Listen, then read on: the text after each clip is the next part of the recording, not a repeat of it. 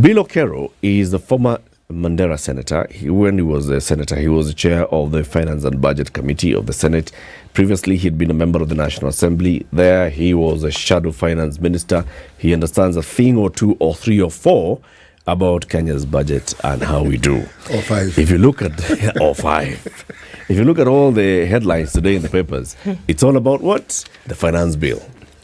Civil servants defy order on new taxes. Public service employees say the proposed tax measures will eat up to 52% of their pay. So the finance bill was published last week by the National Treasury. The National Assembly's Finance Committee has already called for input on this particular finance bill. The finance bill is basically how the government is going to finance the 3.6 trillion shilling budget that it's proposing to have for the next financial year.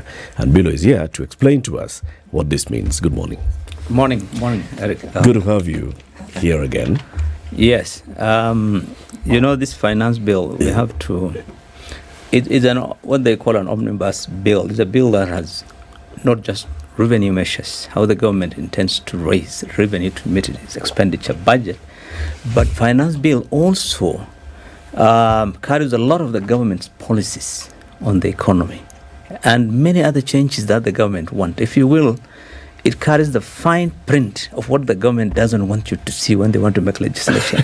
Everything is put normally into a very complex bill that only experts can understand. I mean, if you try to go through it, you can't. I mean, all it says is that in this act, for example, Income Tax Act, amend a million by deleting the word million. Replace it. You can't unless you are very familiar with you have all those laws spread in front of you.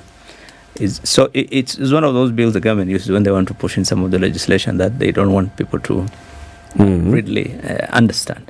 Number two, let us contextualize the business environment or the environment in which you are in. Last week, the economic survey report was released.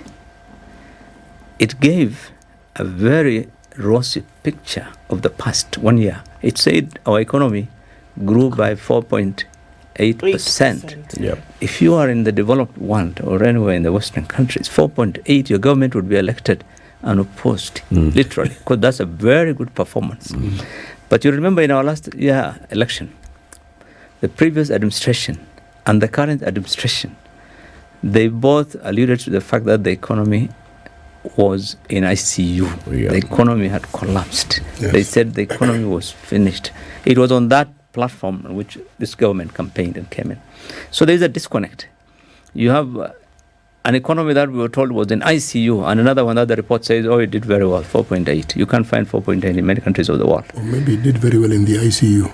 Well, what normally happens is what the economic survey looks at, where they have statistics, is the modern sector of the economy, what I call sometimes the elitist sectors of the economy, the banks, the financial institutions, and the telcos, and those ones that you can really see. But this is a subsistence economy. 80% of the people here survive on subsistence economy. Informal sector accounts for 80% of the jobs. These things are not things you can capture readily. So that's why when you're out there, you find the economy is bad. But when you look at the figures in Treasury, you find, these things are doing. The second thing I want to contextualize with is the IMF. This government came and they faced West. They became the darling of the West. Yeah. Today, in the US and in UK and those countries, Kenya is their darling. And when you become the darling of the West, then you have to, they send IMF and World Bank running. Welcome. You want money? And IMF is about one thing: borrow more and tax more in order to pay that loan. This is why last week the IMF managing director, who was in the country, was so emphatic. She said, our debt is sustainable. Yeah. The government can borrow. We are not at risk of defaulting our loans. She even was asked about the Eurobond, over $2 billion that's due soon. And she said, no, what's the problem? If you can pay it through taxes, we can get loans from commercial banks. Kenya government is doing well. So IMF is now the one calling the shots. And where you see IMF prepare for more taxes, because their main concern is that you should be able to pay the people who lent you money. That's their main concern. So I think when you look at it in that sense, then you would expect some of these measures that we have seen. And I have categorized them into 3 or 4 and we'll look at it in details later, but in 3 or 4. One, there are some which are positive. Yeah. There are some of the measures which are plainly punitive, really, to taxpayers and burdensome, There are others which I think are unconstitutional, in fact. You just can't have them, today. And others which really are not are counterproductive for investors and businesses. You can't have some of those policies and expect people to come and invest. I won't, for example, think of expanding my business or investing in this country with some of those measures that this government has introduced put in place. So I would categorize them into those broader. Okay. Yeah. First of all, Mushimo, just explain to us this entire budgeting cycle up to the point where we get the finance bill. Because the finance bill is coming to say, this is how I'm going to fund the budget. Yeah, what comes at what stage and what happens after this stage? You see, under the new constitution, the process of budgeting has changed significantly from 2010. You'll recall that in the past, budgeting was something that was entirely done by treasury.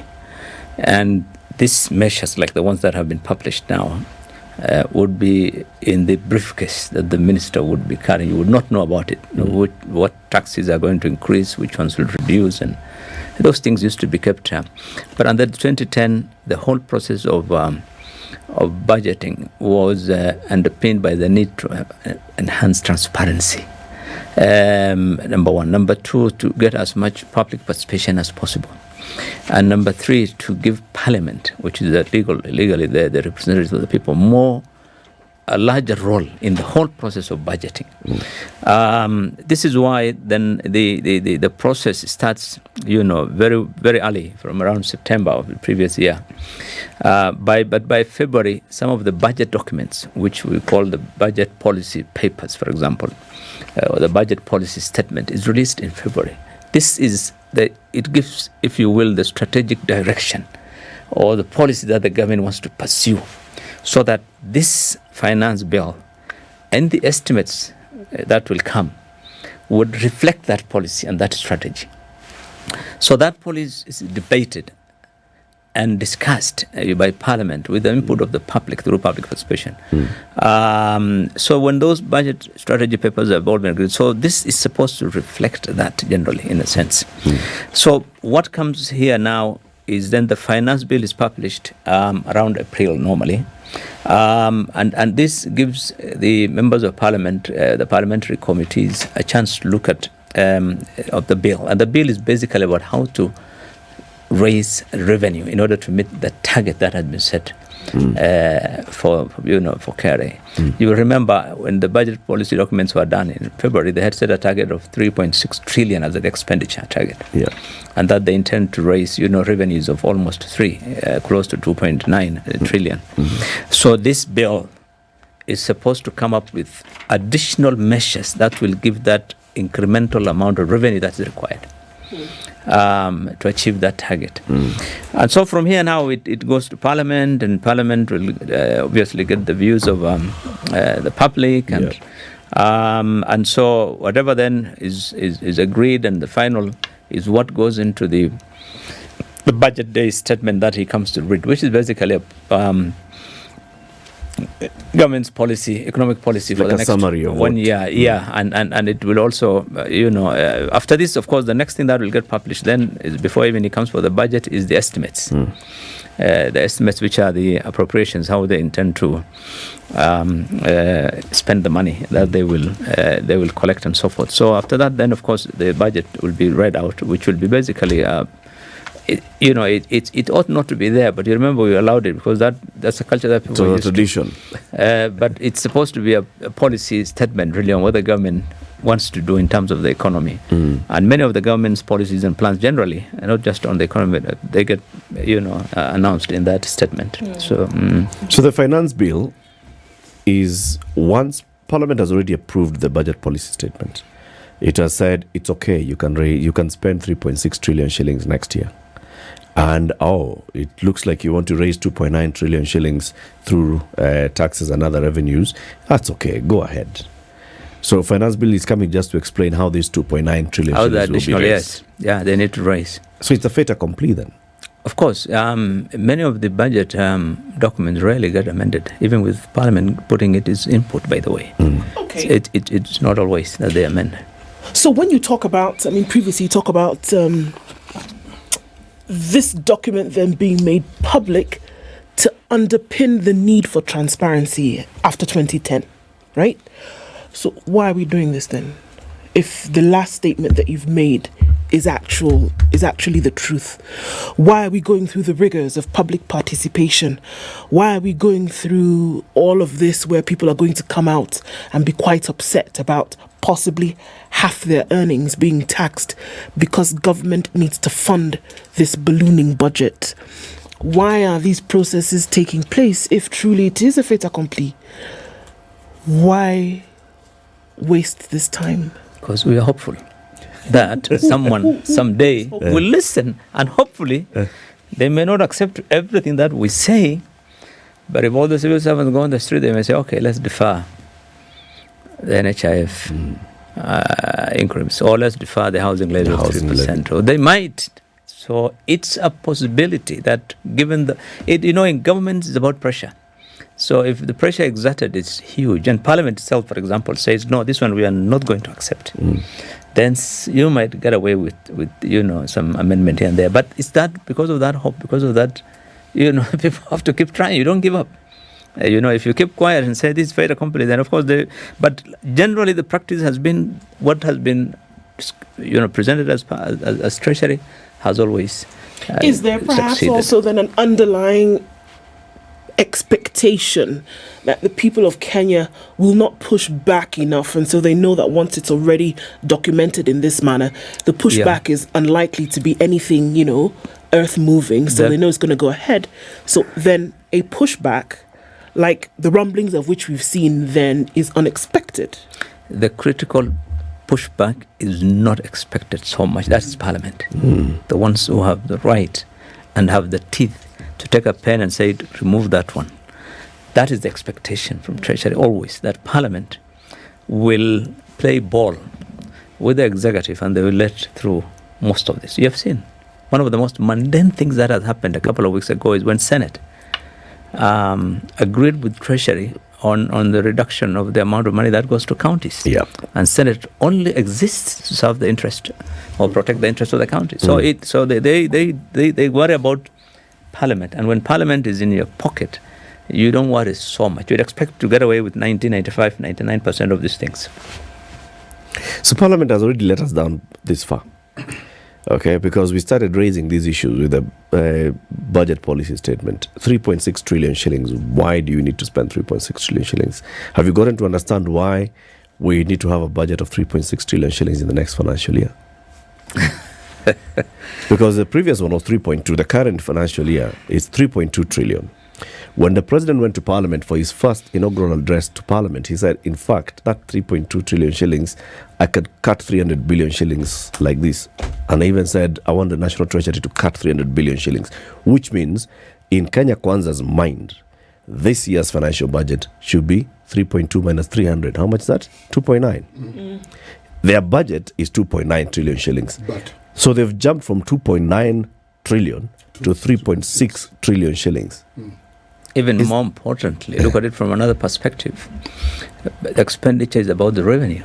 The revenue you collected, or you expect to collect by June this year, your targeting is about 2 trillion or less. Yeah. Because 2021, 2022 was 2 trillion. This year, KRA is already 100 billion behind the target. So assume it gets the 2 trillion. You don't expect to collect more than 2 trillion.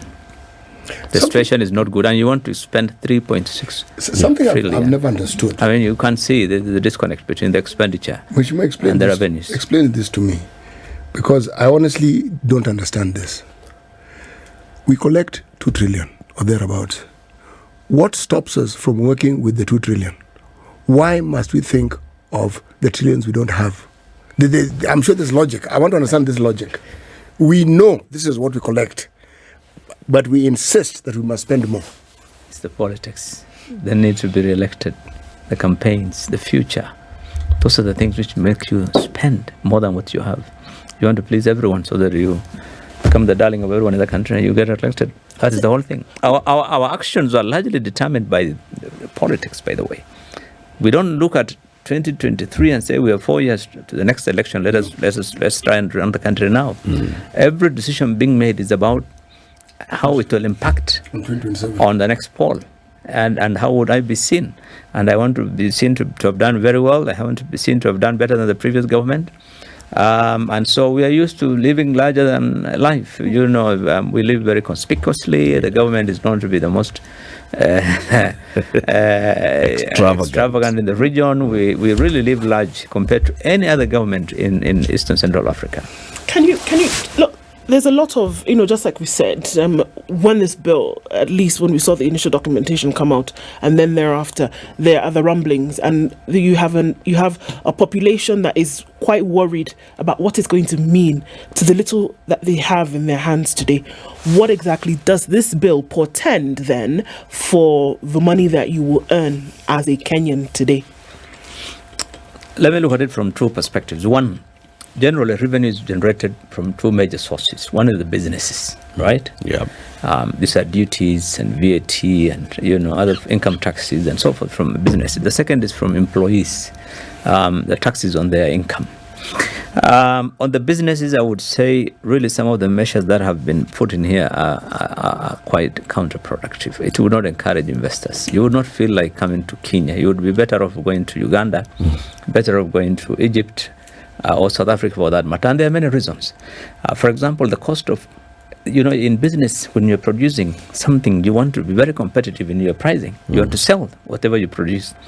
If whatever you produce is going to be overpriced because of the high cost of production, you can compete with the others in the market. So generally, our competitiveness in the region has been going down because one of the very high cost of power and the very many other additional ones, but the most important being the taxation. So, for example, I'll give you one which is ridiculous.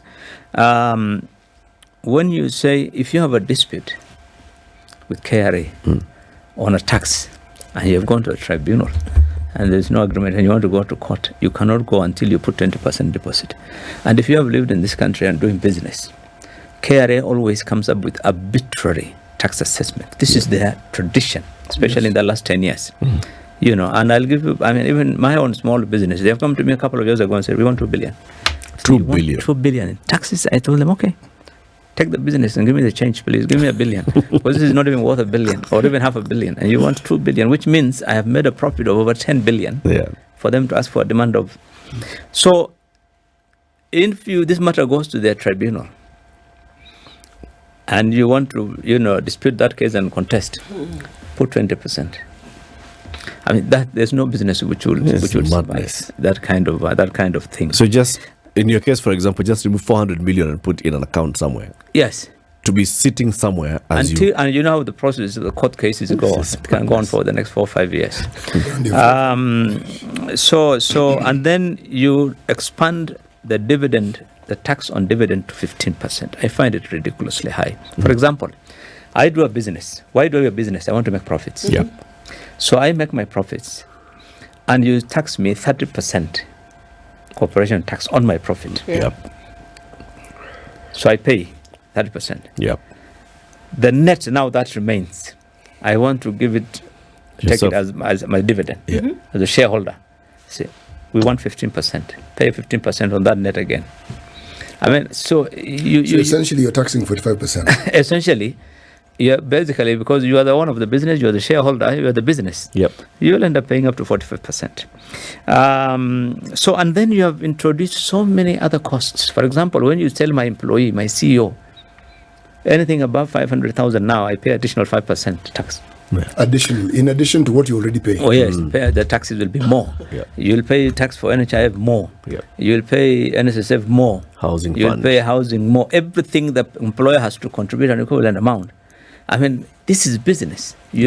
So you will discourage businesses from making further investments. It almost seems as though before I even come to the employees, you can see from the perspective of the business itself, it's quite a challenge carrying up all those burdens. So I think I find it a bit. And then of course there's one which is more serious. If you are in business, you would know. If now Spice FM invoices me, You run my advert. Yeah. And you invoice me. That invoice, according to this document now, in finance bill, must be an electronic tax invoice. Yep. Number one. Mm-hmm. If whether you are in Lamu or Nyeri or Mandera and you don't have those electronic things and you don't have an accounting software, or those things are not important to KRA, it must be an electronic tax invoice. And two, you have to demonstrate that for me now to claim there's a VAT that will charge me. Yep. For me to claim that VAT, to offset that VAT against my VAT payable, I have to prove to KRA that you, Spice FM, has actually not only raised an electronic invoice and of course a taxable invoice and so forth, but you have actually paid your VAT. If I cannot demonstrate you have paid your VAT, You cannot claim. I cannot claim. Why should I struggle as a small businessman out there to try and confirm that, Spice FM has paid their VAT, has declared their tax? How is it your bother? Is it your problem, really? Huh? I mean, how is it your problem whether a Spice of them have paid their VAT or not? There are pledges that the government made a couple of months, a week ago. The president said, look, one of the biggest challenges facing businesses is getting refunds. Tax refunds. And a situation of tax refund comes when you have a credit. You always get into a situation where you want money from KRA sometimes. Yeah. And he said, look, we're going to introduce some changes in this year.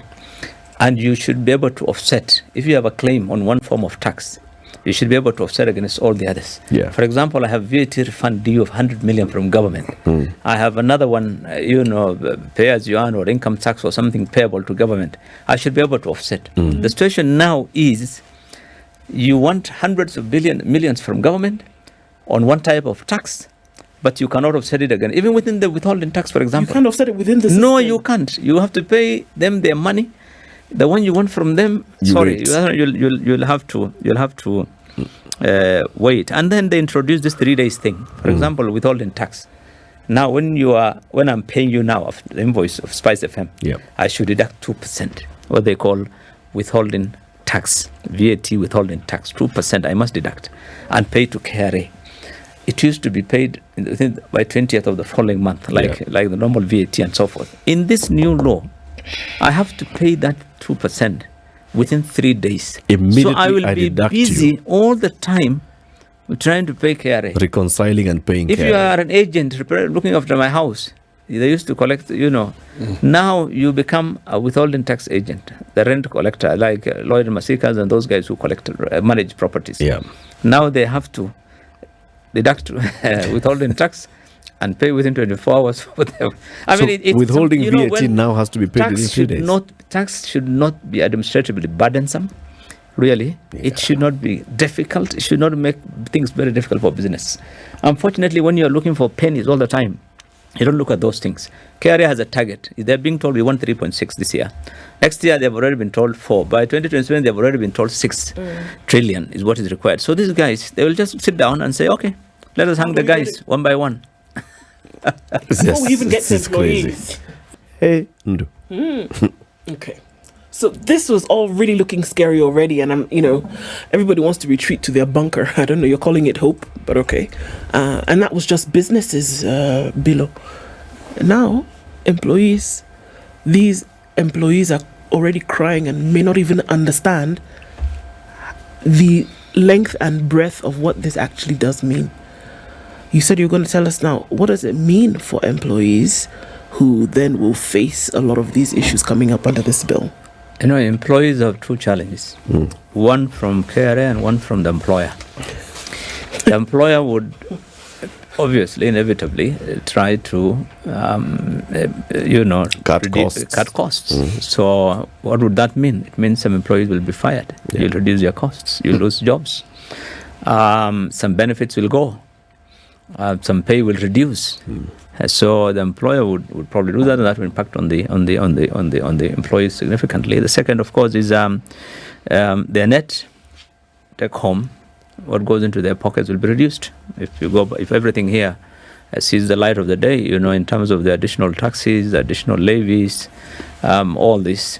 Thirdly, the employee also suffers in the economy, because what all these things mean, and quite a number of them actually, would result in higher cost of living. For example, the fuel You know, once you remove the 8%, then unless they amend it, it means the 16% remains on VAT on fuel. If you are expanding, so many other turnover tax threshold has been expanded, and many of these measures will also mean the cost of living will go up. That again means employees would be under pressure to try and make a living on the little money that they are going to earn. So employees, yes, they'll be impacted significantly. This is why you see all these organizations really the unions coming out. The unions coming out that, you know, you can't. You know, this is, look at it. Look at the environment. You have come on to power on a platform that the economy is in ICU. Things are bad. That is not the time to start taxing your people. You have said the cost of living is very high. Then you still charge more taxes. So my net pay you're reducing, and the cost of living you're raising up. Things are becoming more expensive. So, I mean, it doesn't add up. I mean, you're making things more difficult. What we would have expected is that, look, things are bad. Let us give businesses more incentives. Let us reduce the cost of doing business, and so that the cost of production and cost of products and goods and services will become low, cheap at least, so that you can survive. But what we are seeing is an IMF kind of thing, you know, where you simply say, look, collect more money. But does the IMF have no soul? I mean, surely. Is it that they don't see? IMF because when you say increase that VAT on fuel to 8%, to 16% from 8%, the 8% already was a pain, and it was a whole negotiation to get to 8%. Initially, of course, IMF had wanted the full 16. 8% was under their pressure, you remember? It was the pressure for them to just bring it. Now, take it to 16%. That means everything else goes up. Cost of transportation goes up, cost of electricity goes up, cost of all these things goes up. Right? Yes. And if the cost of electricity is high, cost of fuel is high, cost of all these things is high, and then you say, all right, even tax more. But is that not what IMF or World Bank have always done? There is no country, look at Asia and Latin America, that have gone through hell. Belly IMF, you know, in the 90s, and even Africa, parts of Africa. There isn't any country that has gone through. IMF is like, if you will, it comes in when you're like in an ICU situation, and they give you a very, you know, those jacks that are put on your chest. You try and either you recover or you die. But IMF is a bank, and the bank that looks at more the interest of the lenders than really, so that you must be in a position to pay back. That's basically what. That's why the director of IMF was very clear last week, unashamedly. She said, look, she was asked by one of the reporters last week, in this country, the Eurobond money, which is over $2 billion, is due. How are we going to, this country is going to pay it? She said, what's the problem? You can borrow commercially and pay it. I mean, it's you borrow money and pay it. So to them, it's the issue. Their subject is always about payment of the loans. But I think, so employees, I would imagine things are going to be a bit difficult, like for most Kenyans, not only employees, but for everyone. I think the situation is, we expected these measures. What Kenyans wanted to see is that a situation where they'll be told our cost of living is going to go down because government is going to rationalize expenditure, government is going to rationalize some of the taxes, remove most of the inconsistencies. Our tax is still one of the highest, and I keep repeating this. Our corporation tax rate of 30% is among the highest, the second highest in the whole of Africa. You can't compare with many of the countries which will compete with that of 22%, 15%. You know, our VAT, they tell you it's 16. In reality, when you add what they call the levies, you try importing this thing, and you see the 16% VAT, then you have the 2% IDF and RDF, another 2%, another 2% of this, and it goes to 21%. So and it's really, and then of course the tax on pay income of employees is the highest, actually, not among the high, is the highest in Africa. Already at 30%, you know, threshold, it was the highest. Now when you are at 500,000, it goes to 35%. We are living like in Europe. I mean, but so at the end of the day, it's not about, for me, the issue is not about, everybody in Kenya is not concerned about so much what happens here. What happens, what is the main concern is where is that money going? Yeah. Absolutely. Yes. And even when you make the comparison, Billy, and say, okay, we're living like Billow, we're saying, okay, we're living like those who are in Europe. That's okay. No, but one of my taxed. Arguments is we're not living like those in Europe. We're being taxed like those who live in Europe.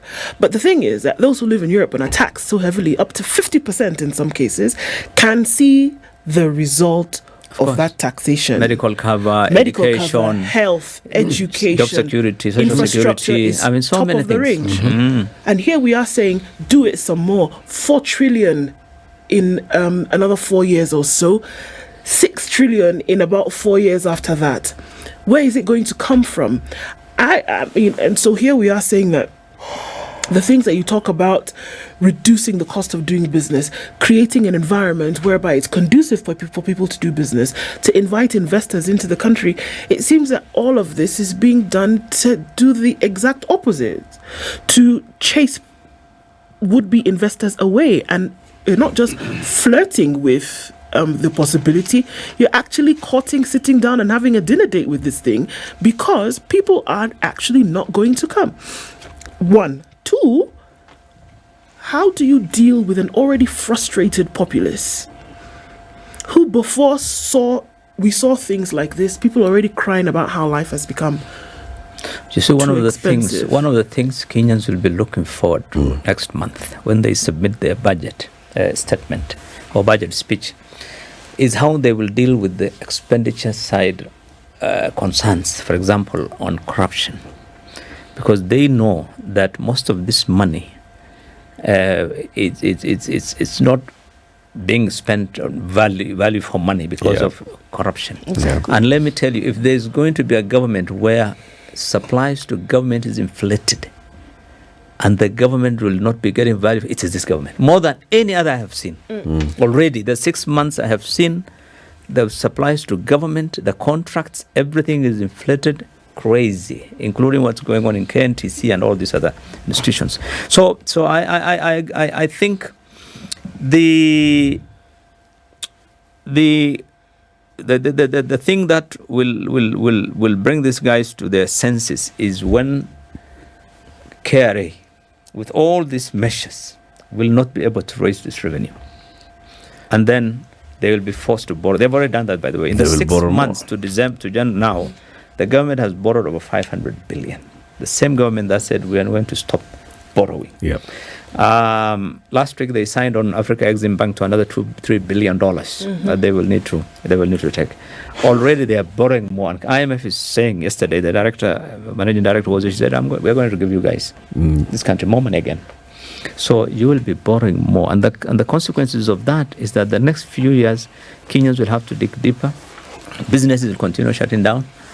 Look, when you increase the threshold of turnover tax to 500,000, lower from 1 million to, what you mean is, if you are running a small hair salon, you are making 40,000 shillings turnover in a month, you have to pay tax on that 40,000 shillings. I mean, that 40,000, KRA doesn't want to know, that is turnover, whether you have made profit or not, or loss. It is your turnover, as long as the money that has come in. Please pay us on that. So this concept of trying, you remember they said when they came in, everybody is on Safaricom. So why should we not tax everyone? Mamango should pay something. Give us a shilling if you got 20 shillings. That's not the concept of tax.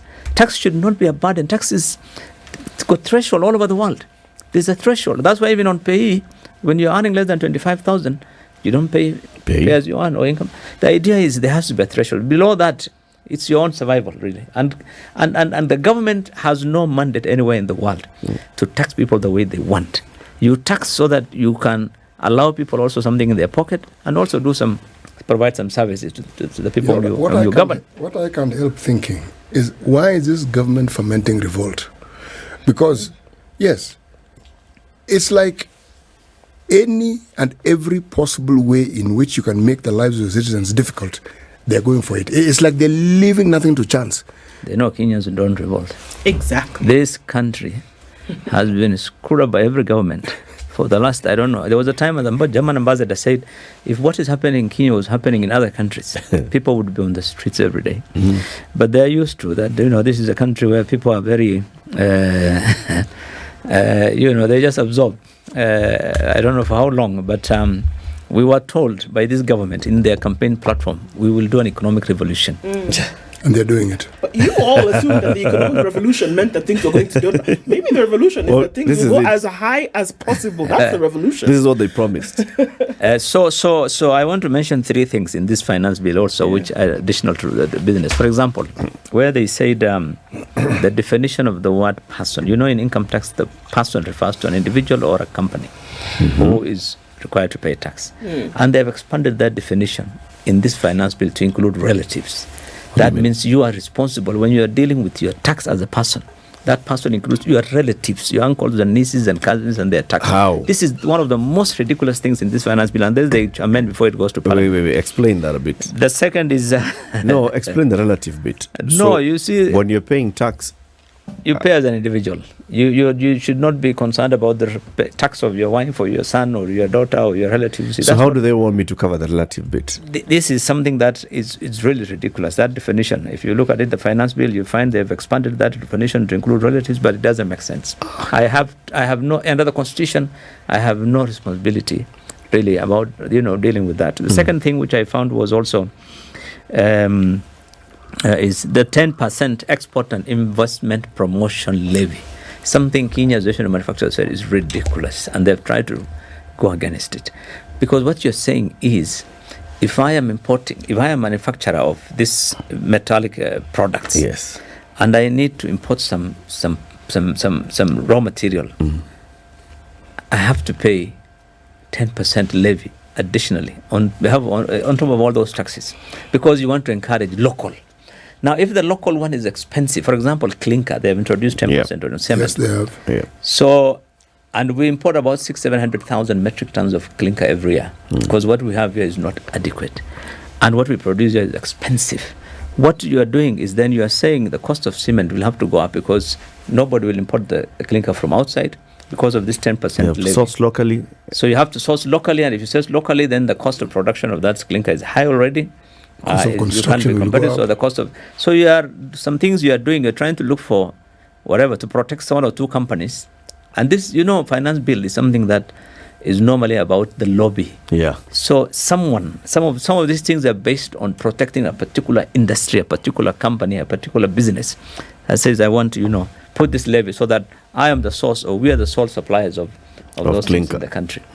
The third one is this thing about charging, that KRA will not give a prior notice.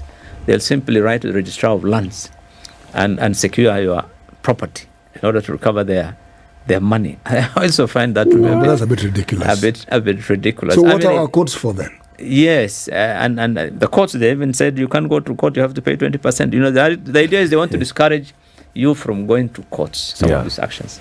But I think, so there are a lot of punitive things. There are one or two positive ones. For example, the LPG thing, I hope it works. They have removed the taxes on... so you have 10 things which are untenable, then you have one which is supposedly tenable. It's hustler friendly.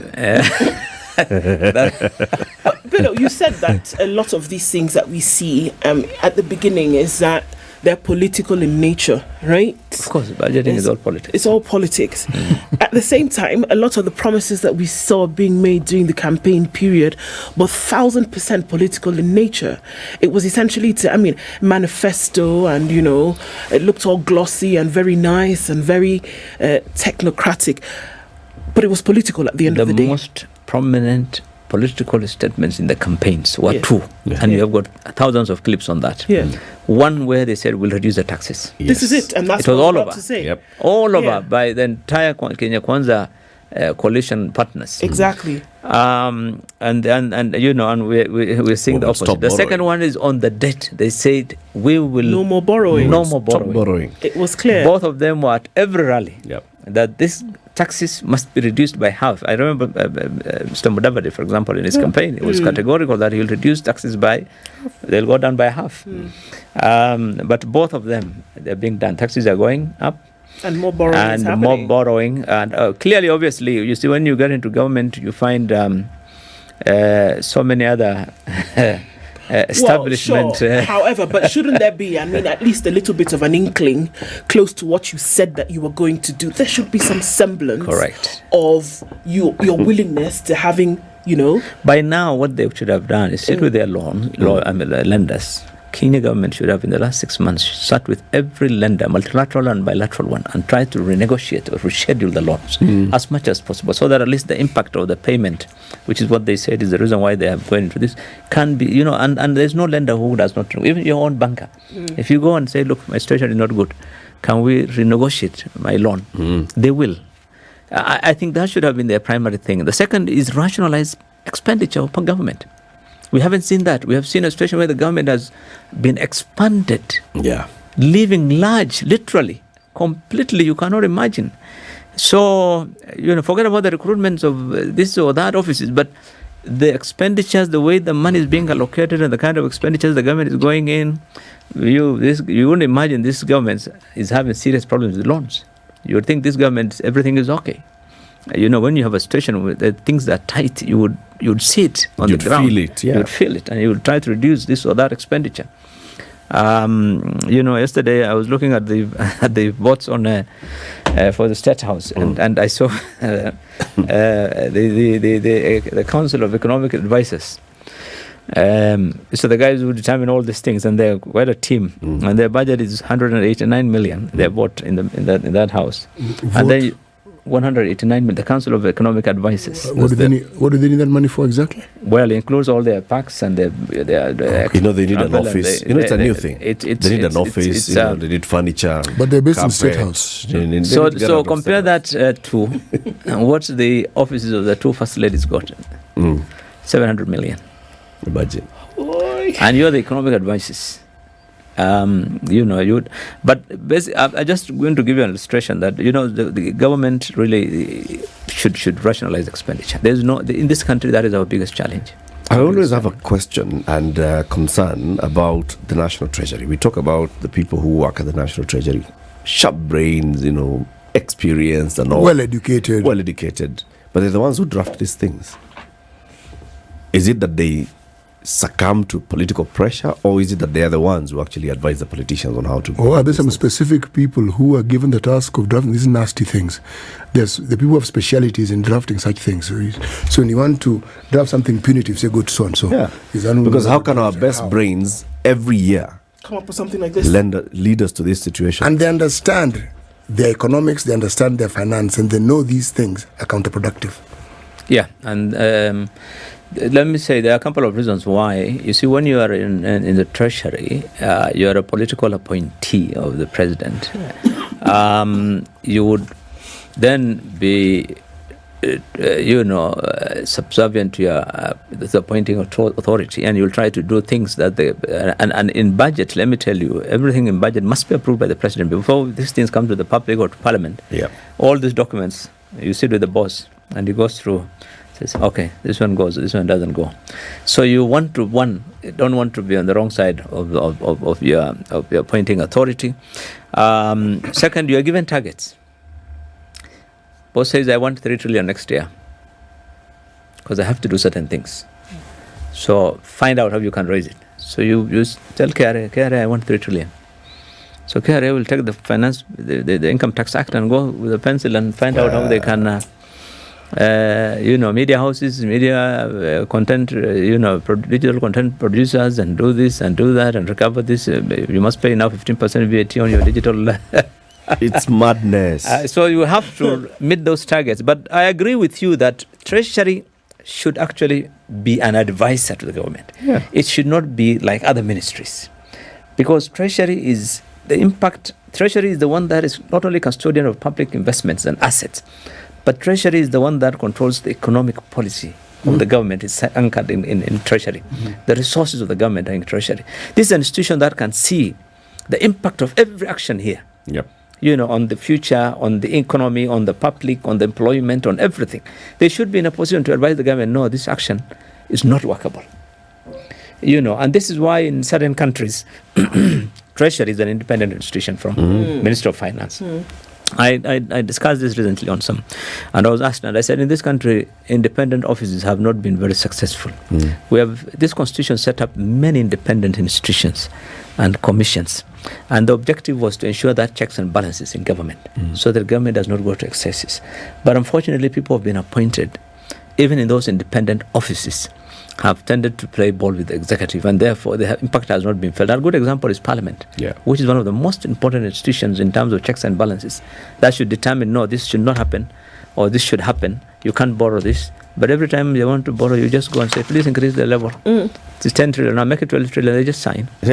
Please do this, and they sign. So even if we have an independent treasury, as long as the Kenyan professional has that attitude that once you have been appointed to an office, our people want to be in government, our people want to benefit from government, you must work with the government. That is the attitude. We can't expect much, even with independent institutions. Even if you move out treasury into some, in Canada, in some countries, treasury is a board.